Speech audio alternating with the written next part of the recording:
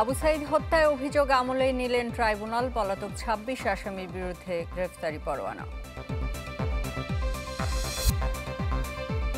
NBR কর্মকর্তাদের বিরুদ্ধে দুদকের তদন্তে হস্তক্ষেপ করছে না সরকার, নিরপেক্ষভাবে কাজ করার আহ্বান অর্থ উপদেষ্টার।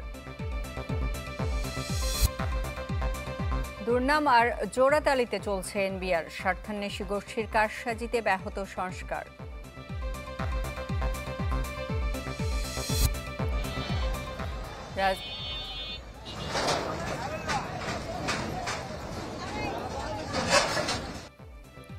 রাজধানী মিরপুরে উচ্ছেদ অভিযানে দোকান মালিকদের বাধা শেষ না করেই ফিরে গেল ডিএনসিসি।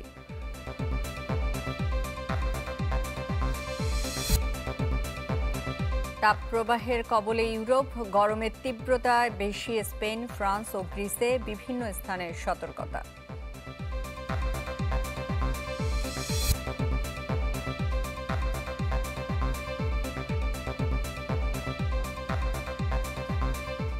আমন্ত্রণ চ্যানেল 24-এর বিকেল ৪টার খবরে শুনছিলেন প্রেসিডেন্সি ইউনিভার্সিটির সংবাদ শিরোনাম। আপনাদের সাথে আছি আমি সুস্মিতা ফেরদৌসি। জুলাই আন্দোলনের প্রথম শহীদ আবু সাইদের মামলার অভিযোগ আমলে নিয়েছেন ট্রাইব্যুনাল। দুপুরে আন্তর্জাতিক অপরাধ ট্রাইব্যুনাল ২-এর বিচারপতি নজরুল ইসলাম চৌধুরীর নেতৃত্বাধীন ৩ সদস্যের ট্রাইব্যুনাল এ অভিযোগ আমলে নেন। একই সাথে বেগম রোকেয়ার সাবেক ভিসি পলাতক হাসিবুর সহ ২৬ জনের বিরুদ্ধে গ্রেফতারি পরোয়ানা জারি করেন। সেই সাথে ১০ জুলাই এই ২৬ আসামির গ্রেফতার প্রতিবেদন দিতে পুলিশ প্রধানকে নির্দেশ দেন ট্রাইব্যুনাল। ১৬ জুলাই ২০২৪ দুপুর ২টা ১৭ মিনিট। কোটা বিরোধী আন্দোলনে বেগম রোকেয়া বিশ্ববিদ্যালয়ের সামনে পুলিশের বন্দুকের নলের মুখে বুক চিতিয়ে দাঁড়িয়ে প্রতিবাদ করছিলেন আবু সাইদ। কয়েক ফুট দূর থেকে পুলিশের ছোড়া গুলিতে মাটিতে লুটিয়ে পড়েন আবু সাইদ। ওই দৃশ্য ছড়িয়ে পড়ার পর জুলাই আন্দোলন স্ফুলিঙ্গের মতো ছড়িয়ে পড়ে দেশের সর্বত্র। ছাত্রদের আন্দোলন রূপ নেয় সব শ্রেণী পেশার মানুষের দুর্বার প্রতিবাদে। চলতি বছর ফেব্রুয়ারিতে আবু সাইদের পরিবারের পক্ষ থেকে ট্রাইব্যুনালে অভিযোগ জমা দেয়া হয়। শুরু হয় তদন্ত। গেল ২৪ জুন প্রতিবেদন প্রসিকিউশনে জমা দেয় তদন্ত সংস্থা। যাচাই বাছাই শেষে আনুষ্ঠানিকভাবে যা দাখিল করা হলো ট্রাইব্যুনালে, যেখানে আসামি করা হয়েছে বেগম রোকেয়ার সাবেক ভিসি হাসিবুর সহ ৩০ জনকে। ৩০ জন আসামির বিরুদ্ধে অপরাধ আমলে গ্রহণ করেছেন ইন্টারন্যাশনাল ক্রাইমস ট্রাইব্যুনাল অ্যাক্টের ৩-এর ২ এবং ৩-এর ৪-এর ১, ২, ৩ এই ধারায় তাদের বিরুদ্ধে অপরাধ আমলে গ্রহণ করেছেন। আগামী ১০ই জুলাই পরবর্তী শুনানির জন্য দিন ধার্য করেছেন। ওই দিন যে ৪ জন আসামি গ্রেপ্তারকৃত আছে তাদেরকে গ্রেপ্তার দেখানো পূর্বক তাদেরকে উপস্থিত করানোর জন্য জেল অথরিটিকে নির্দেশ দিয়েছেন এবং বাকি যে ২৬ জন আসামি আছে তাদেরকে গ্রেপ্তার করে ওই তারিখে হাজির করার জন্য আইন শৃঙ্খলা রক্ষাকারী বাহিনীর প্রতি নির্দেশ দিয়েছেন। এদিন ট্রাইব্যুনাল কারাগারে থাকা ৪ জনকে নতুন করে গ্রেফতার দেখিয়ে বাকি ২৬ জনের বিষয়ে নতুন করে গ্রেপ্তারি পরোয়ানা জারি করেন। চিফ প্রসিকিউটর গেল ১৬ বছরে আওয়ামী দৃশ্যশাসনের চিত্র তুলে ধরেন ট্রাইব্যুনালে। একই সাথে তদন্ত প্রতিবেদনে বলা হয়, সেদিন পুলিশ সদস্য আমির হোসেন ঠান্ডা মাথায় গুলি করে আবু সাইদকে হত্যা করে। সুপিরিয়র দায় হচ্ছে শেখ হাসিনার, আসাদুজ্জামান খান কামালের, আইজিপির এবং তারপরে পুলিশের রংপুরের যারা ঊর্ধ্বতন কর্তা ছিলেন তাদের ব্যাপারে ঊর্ধ্বতন দায় এখানে এই মামলাতে পাওয়া গিয়েছে এবং তাদের ব্যাপারে চার্জশিট দাখিল করা হয়েছে।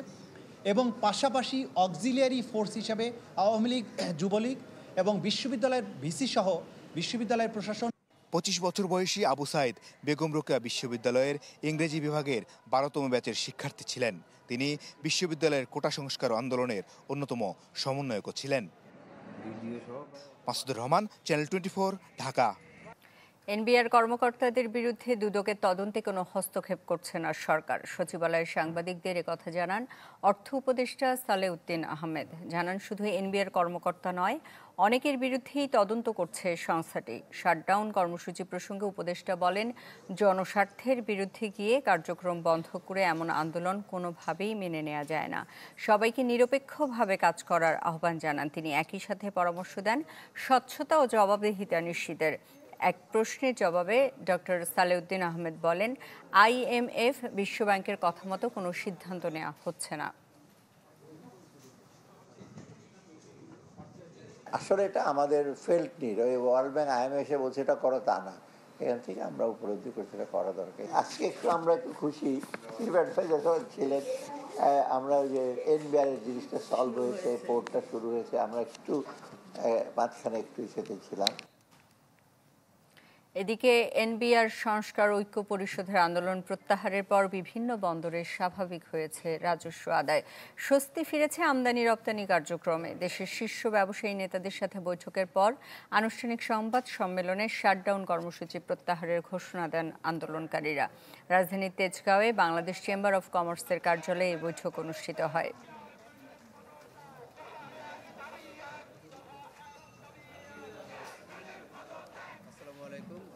প্রথমেই ধন্যবাদ এবং যথারীতি অর্থনীতির বৃহত্তর স্বার্থে এবং জনগণের স্বার্থ বিবেচনায় নিয়ে এনবিআর সংস্কার ঐক্য পরিষদ তাদের কমপ্লিট শাটডাউন এত দ্বারা প্রত্যাহার করেছে। আমরা ওনাদের সাথে আলাপ করে যে যৌক্তিক এবং আইনসঙ্গত যে বিষয়গুলি আছে সেগুলি নিয়ে ওনাদের সাথে আবার সরকার বসবে এবং দরকার হলে আমরাও সেটার মধ্যস্থতা করব। স্থবিরতার পর আবারও কর্মচঞ্চল হয়ে উঠেছে চট্টগ্রাম বন্দর ও কাস্টমস। পুরোদমে চলছে কাজ। তবে গেল দুদিনের শাটডাউনে কাস্টমসের রাজস্ব আদায় কমেছে 5 থেকে 6%। আটকা পড়ে 4,500 আমদানি রপ্তানি চালান। বন্দরে জমে যায় 41,000-এর বেশি কন্টেইনার। আর আইসিডিগুলোতে আটকে যায় প্রায় 15,000-এর মতো আমদানি রপ্তানি কন্টেইনার। পরিস্থিতির দ্রুত উন্নতিতে সব পক্ষকে একসাথে কাজ করার তাগিদ ব্যবসায়ীদের। দৃষ্টিসীমায় কেবলই গাড়ি আর গাড়ি। এই চিত্র সোমবার সকালের টোল রোডে চট্টগ্রাম বন্দরের সিপি এয়ার গেট এলাকার। আইসিডি থেকে রপ্তানি পণ্য নিয়ে যাদের সবাই বন্দরমুখী। 5 নম্বর গেটেও দেখা গেছে পণ্য খালাসের জন্য বন্দরে খালি গাড়ি ঢোকার হিড়িক। আর পণ্য নিয়ে বন্দর থেকে একের পর এক গাড়ি বের হতে দেখা গেছে 3 নম্বর গেট দিয়ে। এনবিআরের 2 দিনের কমপ্লিট শাটডাউন প্রত্যাহারের পরের দিন এভাবেই কর্মচঞ্চল হয়ে ওঠে বন্দর, যখন সেখানে কন্টেইনার ছিল প্রায় 41,300। শাটডাউনের প্রভাবে 19 আইসিডিতে জমে 14,800-র মতো রপ্তানির কন্টেইনার, আর খালাসযোগ্য আমদানির কন্টেইনার ছিল 8,700। পুরোদমে কাজ শুরু হলেও পরিস্থিতি স্বাভাবিকে লেগে যেতে পারে সপ্তাহ খানেক। যারা স্টেক হোল্ডার আছেন প্রত্যেককেই কিন্তু এক্সট্রা এবং অ্যাডিশনাল এফোর্ট দিতে হবে, সময় দিতে হবে, যার ফলে এই কন্টেইনার জটটা হয়তো গ্র্যাজুয়ালি আবার স্বাভাবিক অবস্থায় ফিরে যাবে। বন্দর আর আইসিডির সামগ্রিক যে পণ্য ওঠানামা তা মূল্যায়ন ও শুল্কায়ন করে কাস্টমস। ফের কর্মমুখর হয়ে উঠেছে এককভাবে দেশের সর্বোচ্চ রাজস্ব যোগানদানকারী সেই কাস্টম হাউসও। তবে আটকে পড়া প্রায় 4,500 আমদানি রপ্তানি চালান প্রক্রিয়া করাই এখন বড় চ্যালেঞ্জ। দুশ্চিন্তা বাড়িয়েছে রাজস্ব আদায়ে যে 5-6% ঘাটতি হয়েছে তা অর্থ বছরের শেষ দিনে পুনরুদ্ধারের বিষয়টি।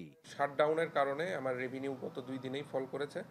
শনিবারে আমার রেভিনিউ আসেনি বললেই চলে, আর রবিবারে 183 কোটি টাকার মতো রেভিনিউ এসেছে। এগুলো ম্যাক্সিমামই আগের পেন্ডিং যেগুলো ছিল ওইগুলোর পেমেন্ট হয়েছে।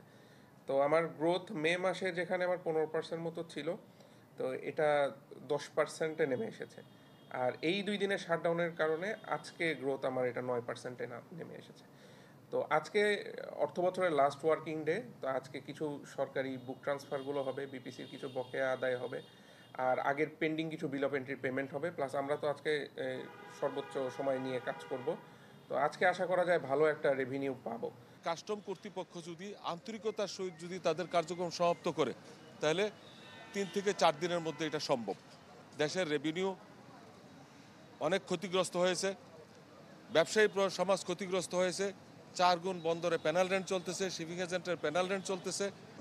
শাটডাউনের কারণে সৃষ্ট এই পরিস্থিতি স্বাভাবিক করতে সব পক্ষকে কাজ করতে হবে সমান তালে, মত সংশ্লিষ্টদের। ফখরুল ইসলাম, চ্যানেল 24, চট্টগ্রাম। যা হয়েছে তা ভুলে গিয়ে আগের মতো কাজ করতে কর্মকর্তা কর্মচারীদের আহ্বান জানিয়েছেন এনবিআর চেয়ারম্যান আব্দুর রহমান খান। নিজ কার্যালয়ে সাংবাদিকদের সাথে আলাপকালে এ আহ্বান জানান তিনি। কর্মীদের তাগিদ দেন নিষ্ঠা আন্তরিকতার মাধ্যমে রাজস্ব বোর্ডকে এগিয়ে নেয়ার। জানান অর্থবছরের শেষ দিন সকাল 10টা পর্যন্ত রাজস্ব আদায় হয়েছে 3,60,922 কোটি টাকা। দাবি করেন আন্দোলনের কারণে কিছুটা হোঁচট খেয়েছে রাজস্ব আহরণ।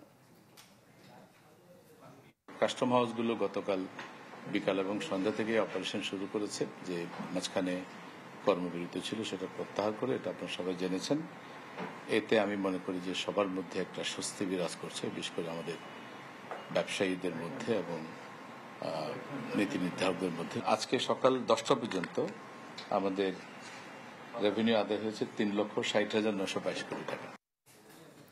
গতিশীল রাজস্ব ব্যবস্থা গড়তে উপেক্ষিত এনবিআর সংস্কারের নানামুখী উদ্যোগ, শতভাগ অটোমেশন, স্বচ্ছ আদায় পদ্ধতির মতো পদক্ষেপ বাস্তবায়ন হয়নি অনিয়ম দুর্নীতিতে জড়িতদের যোগসাজশে। সবশেষ রাজস্ব নীতি ও ব্যবস্থাপনা বিভাগ চালুর পর রাজস্ব কার্যক্রম অচল করে দেওয়ার মতো কর্মসূচিতেও তৎপর ছিল ওই গ্রুপটি। ইমদাদ হকের রিপোর্ট। আওয়ামী আমলের 1.5 দশকে 6.5% গড় প্রবৃদ্ধি দেখেছে বাংলাদেশ, কিন্তু তার প্রতিফলন ছিল না রাজস্ব আয়ে। অন্যদিকে জনগণ টাকা দিয়েছেন ঠিকই, কিন্তু অভিযোগ তার পুরোটা জমা হয়নি সরকারি কোষাগারে, যার ফলে বিশ্বের সবচেয়ে কম কর আহরণে শীর্ষ তালিকায় বাংলাদেশ। এমন সব দুর্নামের তকমা নিয়ে যুগের পর যুগ একরকম জোড়াতালি প্রক্রিয়ায় চলছিল এনবিআর। ফলে প্রয়োজনীয় সংস্কার আর ঢেলে সাজানোর চাহিদা ছিল চারিদিক থেকেই, কিন্তু অন্তর্বর্তী সরকার দায়িত্ব নিয়ে তাতে হাত দিতেই যেন ফুঁসে উঠল স্বার্থান্বেষী গোষ্ঠী, যারা নানা অজুহাতে সমস্ত কার্যক্রম বন্ধ করে পুরো অর্থনীতিকে ফেলে দিয়েছেন নতুন সংকটে। প্রশ্ন হচ্ছে, এত প্রয়োজন, চাহিদা আর যৌক্তিক একটা উদ্যোগে কেন বাধা হয়ে দাঁড়াচ্ছে বিশেষ স্বার্থান্বেষী মহল? এই যে অধ্যাদেশ পৃথকীকরণের, এইটা যে প্রয়োজন ছিল সে নিয়ে কিন্তু যারা আন্দোলন করছেন তারাও অস্বীকার করবেন না। অধ্যাদেশের বাস্তবায়নটা যাতে এগিয়ে যায় সেই দিকেই তো সরকারের কাজ করার কথা। রাজস্ব আহরণে চরম দুরবস্থা আর অদক্ষতার খেসারত দীর্ঘদিন ধরেই দিচ্ছে পুরো বাংলাদেশ, যে কারণে সম্ভব হচ্ছে না কাঙ্ক্ষিত উন্নয়ন। আর বাজেট কিংবা উন্নয়ন প্রকল্প বাস্তবায়নেও সরকারকে নির্ভর করতে হচ্ছে ধার কর্জের ওপর, অর্থাৎ সম্ভাবনা থাকার পরও কেবল রাজস্ব বিভাগের অদক্ষতায় মনোযোগ বাড়াতে হচ্ছে ঋণ নির্ভর পরিকল্পনায়। এমন বাস্তবতা থেকে উন্নয়নের পরবর্তী ধাপে যেতে অপরিহার্য ছিল নীতি ও ব্যবস্থাপনা বিভাগকে আলাদা করা। কিন্তু শেষ পর্যন্ত স্বার্থান্বেষী মহলের চাপ এমন উদ্যোগ বাস্তবায়নে সায় দেবে কিনা সেই প্রশ্ন বিশ্লেষকদের। পরামর্শক কমিটির যে রেকমেন্ডেশন ছিল যে এই দুই বিভাগে এনবিআরের ভেতর থেকেই নিয়োগ দিতে হবে, সেইটা অধ্যাদেশে পরিষ্কারভাবে বলা হয়নি। ওখানে যেভাবে লেখা হয়েছে এতে প্রশাসনিক ক্যাডারের আধিপত্যের দরজাটা খোলা আছে। সেটাই যদি মেইন ইস্যু হয়ে থাকে তাহলে তো আমার আন্দোলনটা হওয়ার কথা ওই নিয়োগ প্রক্রিয়াকে নিয়ে। সংস্কারের মাধ্যমে রাজস্ব আদায়ে স্বয়ংক্রিয় পদ্ধতি চালু হলে বিশেষ গোষ্ঠী হারাবে অনৈতিক আয়ের সুযোগ, আর সে কারণেই এমন আন্দোলন বলে মনে করেন অনেকে। ইমদাদ হক, চ্যানেল 24, ঢাকা। নির্বাচিত সরকারের সাথে কাজ করতে চীন মুখিয়ে আছে বলে জানিয়েছেন বিএনপি মহাসচিব মির্জা ফখরুল ইসলাম আলমগীর। রাজধানী গুলশান দলের চেয়ারপারসনের কার্যালয়ে তিনি আরও জানান, ক্ষমতায় গেলে তিস্তা প্রকল্প বাস্তবায়নে চীন সরকারের সাথে কাজ করবে। এছাড়া রোহিঙ্গা প্রত্যাবর্তন মিয়ানমার সরকারকে রাজি করাতে চীন আন্তরিকতার সাথে কাজ করছে, একথাও জানান মির্জা ফখরুল। এদিকে রাজধানী কাকরাইলে ডিপ্লোমা ইঞ্জিনিয়ারিং ইনস্টিটিউটে ওলামা দলের আলোচনা সভায় বিএনপির স্থায়ী কমিটির সদস্য ডক্টর আব্দুল মঈন খান বলেন, জুলাই আগস্টে অভ্যুত্থান একদিনে সৃষ্টি হয়নি। আন্দোলনে ৮০% ছাত্র জনতার ছিল বিএনপির প্রতিনিধি। সেই ছাত্র সমাজের আমি বিনীতভাবে বলবো তার শতকরা ৮০ থেকে ৯০% ছাত্র জনতা বিএনপির প্রতিনিধি।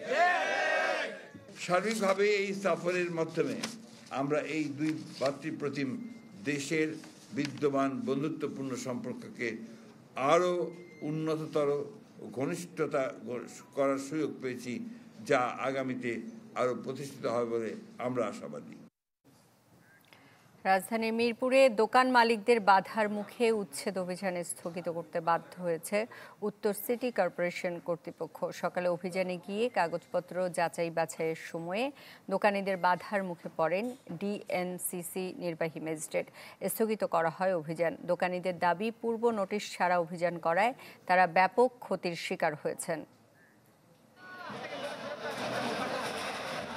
মিরপুরের ভাসানী মোড়ে সড়কের জায়গা দখল করে গড়ে তোলা এসব দোকান গুড়িয়ে দিচ্ছে সিটি কর্পোরেশন। দীর্ঘদিন ধরে এই জায়গাটিতে ব্যবসা করে আসছিলেন দোকানিরা। আচমকা উচ্ছেদে অপ্রস্তুত হয়ে পড়েন দোকান মালিকেরা। নষ্ট হয় কিছু মালামাল। অভিযোগ করেন কোনো নোটিশ ছাড়াই অভিযান পরিচালনা করেছে সিটি কর্পোরেশন। এটা আমি প্রায় 20-30 বছর থেকে আমি ছিলাম। এটা আমার নিজে সরকারি জমি ছিল, আমি নিজে বানিয়েছিলাম। আমাদেরকে কোনো ধরনের নোটিশও দেওয়া হয় না, এমনিতে ভেঙে ফেলাইছে।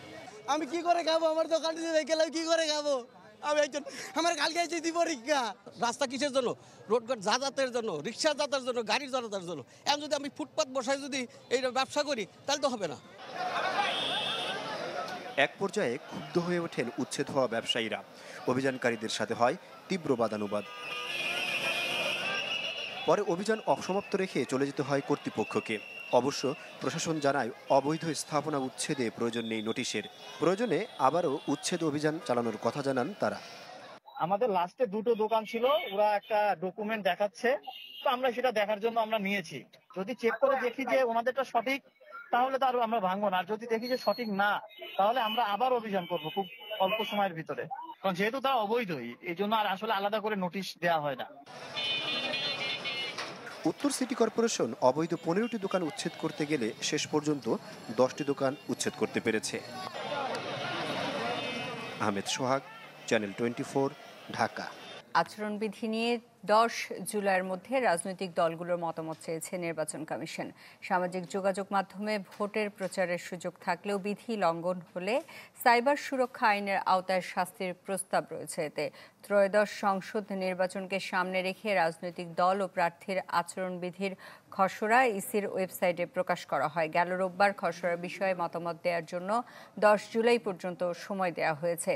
নির্বাচন কমিশনের সিনিয়র সচিবের কাছে ইমেইলে মতামত জানানোর অনুরোধ জানানো হয়। গত 19 জুন সপ্তম কমিশন সভায় এ আচরণবিধি অনুমোদন দেয় নির্বাচন কমিশন।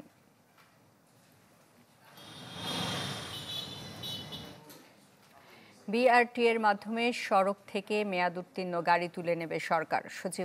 সচিবালয়ে চীনের বিশেষজ্ঞ দলের সাথে মতবিনিময় শেষে কথা জানিয়েছেন পরিবেশ উপদেষ্টা সৈয়দা রিজওয়ানা হাসান। বলেন, এরই মধ্যে অনুমোদন মিলেছে নতুন 250 বাস কেনার। ভাঙাচোরা সড়ক সংস্কার হবে অক্টোবরের মধ্যেই। জানান, ধুলো দূষণ কমানোর মাধ্যমে মানুষকে স্বস্তি দেওয়ার চেষ্টা করছেন তারা। বায়ু দূষণ কমাতে স্বল্প, মধ্য ও দীর্ঘমেয়াদে পরিকল্পনা নেওয়া হবে। ঢাকার আশেপাশে নো ব্রিকফিল্ড জোন ঘোষণার কথাও বলেন পরিবেশ উপদেষ্টা। আমাদের বেস্ট প্রাইস হচ্ছে ডাস্টটাকে কন্ট্রোল করা যায়, ধুলা নিয়ন্ত্রণ করা যায়। ধুলা নিয়ন্ত্রণের মাধ্যমে বায়ু দূষণটা কিছুটা নিয়ন্ত্রণে আসবে, কিন্তু বায়ুর মান কিন্তু উন্নত হবে না। সেটার জন্য আপনার হিউজ ইনভেস্টমেন্ট লাগবে। সন্ত্রাস বিরোধী আইনের মামলায় সাবেক এমপি সাবিনা আক্তার তুহিনকে 2 দিনের রিমান্ড দিয়েছেন আদালত। ধানমন্ডি থানার শিশু হত্যার মামলায় 1 দিনের রিমান্ড মঞ্জুর হয়েছে আওয়ামী লীগ নেতা শাহে আলম মুরাদের। ঢাকার চিফ মেট্রোপলিটন ম্যাজিস্ট্রেট আদালতে আসামিদের হাজির করে রিমান্ডের আবেদন করে রাষ্ট্রপক্ষ। এর বিরোধিতা করেন আসামি পক্ষের আইনজীবী। উভয় পক্ষের শুনানি শেষে আদালত সাবিনা আক্তার তুহিনকে 2 দিন ও শাহে আলম মুরাদকে 1 দিনের রিমান্ডের আদেশ দেন। কোতোয়ালি থানার মামলায় গ্রেফতার দেখানো হয়েছে সাবেক সংসদ সদস্য মমতাজ বেগম, সাবেক কাউন্সিলর রঞ্জন বিশ্বাসকে। এছাড়া যাত্রাবাড়ির মামলায় নোয়াখালীর সাবেক পুলিশ সুপার আসাদুজ্জামান ও ধানমন্ডি থানার মামলায় সাবেক স্বরাষ্ট্র সচিব জাহাঙ্গীর আলমকে গ্রেফতার দেখানো হয়। নারায়ণগঞ্জের সিদ্ধিরগঞ্জের একটি মাদ্রাসা ভবনের 7 তলা থেকে পড়ে গুরুতর আহত হয়েছে ফারিয়া নামে এক ছাত্রী। রোববার বিকেলে আহত হওয়ার পর তাকে নেওয়া হয় ঢাকা মেডিকেল কলেজ হাসপাতালে। পরে উন্নত চিকিৎসার জন্য তাকে ভর্তি করা হয় ধানমন্ডির একটি বেসরকারি হাসপাতালে। চিকিৎসক জানান, ফারিয়ার অবস্থা আশঙ্কাজনক। তাকে আইসিইউতে রাখা হয়েছে। ভুক্তভোগীর পরিবারের সদস্যরা এই ঘটনার সত্য উদ্ঘাটনের দাবি জানিয়েছেন।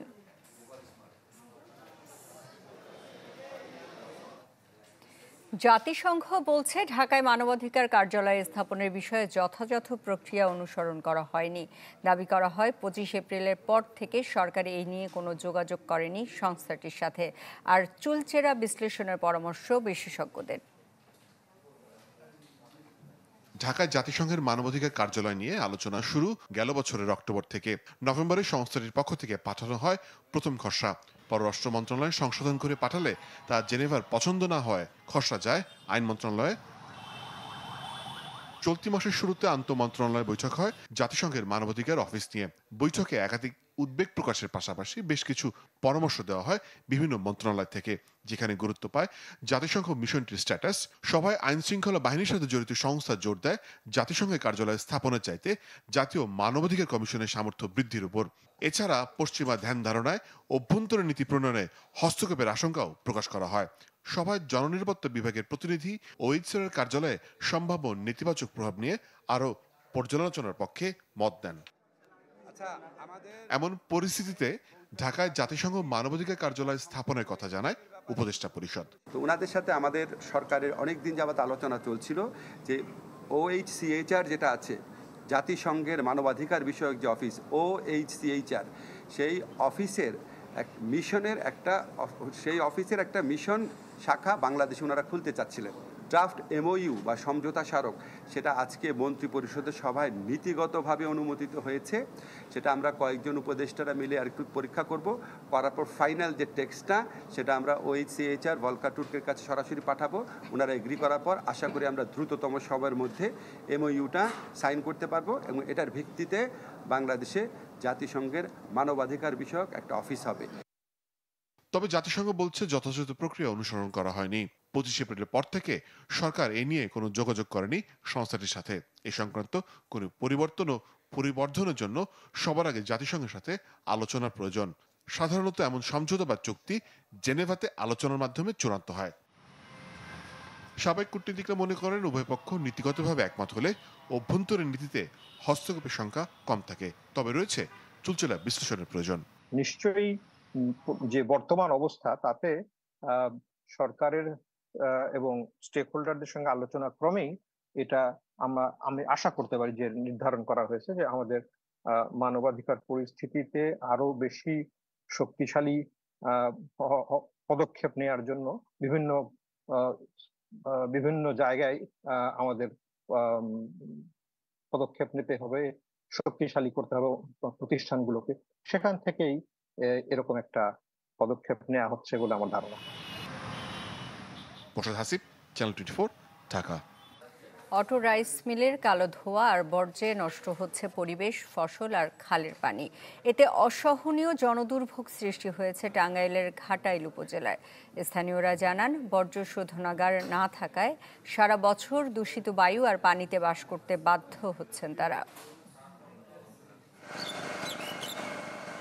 বাতাসে মিশছে অটো রাইস মিলের কালো ধোঁয়া, খাল ভরছে পচা পানি আর তুষভুষির জমাট নর্দমায়। এভাবে পরিবেশ দূষণের জন্য দায়ী টাঙ্গাইল ময়মনসিংহ মহাসড়ক ঘেঁষে গড়ে ওঠা অটো রাইস মিল।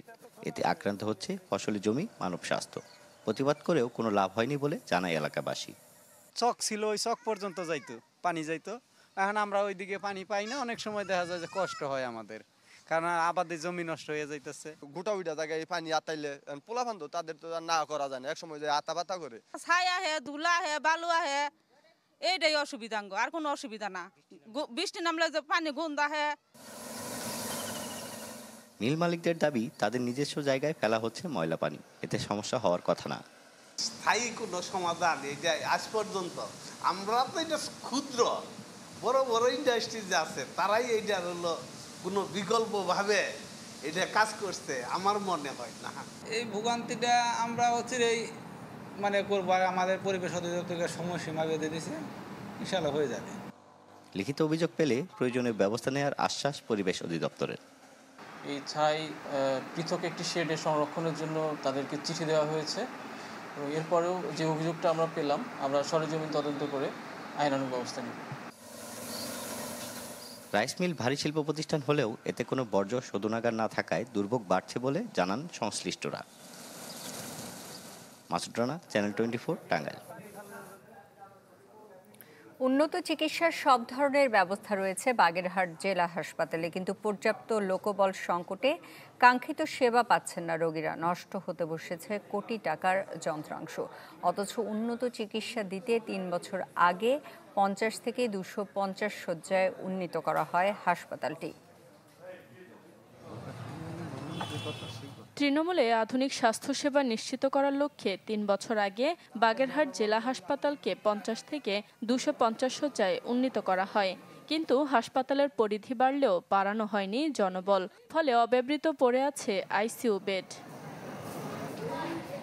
50 শয্যার জন্য নিয়োজিত চিকিৎসক নার্সরাই সেবা দিচ্ছেন 250 শয্যার হাসপাতালে, ফলে হিমশিম অবস্থা তাদের। আর কাঙ্ক্ষিত সেবা না পেয়ে দূর দূরান্তে ছুটতে হয় রোগীদের। এতে রোগীদের ভোগান্তির সাথে বেড়েছে খরচও। বেড দিছে, বেডটা ভাঙ্গা, সে ভাঙ্গা বেডে আমরা তো এমনি অসুস্থ, আরো অসুস্থ হয়ে পড়ি না। আমাদের এটা বাগেরহাটে একটা 250 বেড হয়েছে, নামে 250 বেড হয়েছে। আসলে এখানে 250 বেডের যে চিকিৎসাগুলো আমাদের পাওয়ার কথা সেবা, সেগুলো আমরা পাই না। পরিচ্ছন্ন কর্মী থেকে সব কিছু এত স্বল্পতা, যার কারণে আমাদের এখানে খুব হিমশিম খেয়ে যাচ্ছি। আমরা সাপ্তাহিকভাবে একটা ছুটিও পাই না। জনবল সংকটের কথা অকপটে স্বীকার করলেও আশার বার্তা দিতে পারেননি হাসপাতাল কর্তৃপক্ষ। দক্ষ জনবল না পাওয়ার কারণে, যেমন ডাক্তার, সিস্টার এবং অন্য যে জনবল দক্ষ, তাদের অভাবের কারণে আমরা কাঙ্ক্ষিত সেবা দিতে পারতেছি না। রুগীদেরকে আমরা খুলনা রেফার করতে হচ্ছে। আমাদের এখানে আইসিইউ আছে এবং এই আইসিইউ ডিসেম্বর পর্যন্ত আমরা পরিপূর্ণ সেবা দিতে পারছি। এখন সেই প্রজেক্ট বন্ধ হওয়ার কারণে মানুষের সেই সেবা দিতে আমরা পারিনি। হাসপাতালটিতে 380 জন জনবলের মধ্যে রয়েছে 120 জন, আর চিকিৎসক আছেন মাত্র 21 জন, যেখানে থাকার কথা 59 জন। Desk report, channel 24।